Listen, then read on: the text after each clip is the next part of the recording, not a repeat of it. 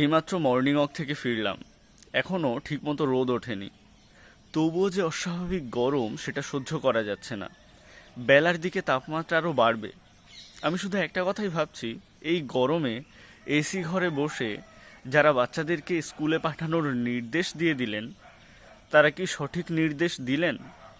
তারা কি বিজ্ঞানসম্মত পদ্ধতিতে কাজটা করলেন? এত গরমে বাচ্চাদের স্কুলে পাঠানোর যে নিরাপদ নয় সেটা কিন্তু সরকারি পাঠ্য বইতেই লিখে দেওয়া রয়েছে, এবং এই সময় বাচ্চাদের কি কি করতে হবে সেটাও কিন্তু সরকারি পাঠ্য বইতে লেখা রয়েছে। এবারে বাচ্চাদেরকে কি বোঝানো হবে যে বইতে যেটা লেখা রয়েছে সেটা ঠিক, নাকি সরকার যেটা নির্দেশ দিচ্ছে সেটা ঠিক? এই এসি ঘরে বসে যারা বাচ্চাদেরকে স্কুলে পাঠানোর নির্দেশ দিয়েছে তারা কিন্তু সম্পূর্ণ অপরিকল্পিতভাবে এবং অবৈজ্ঞানিক পদ্ধতিতে এই নির্দেশটা দিয়েছে।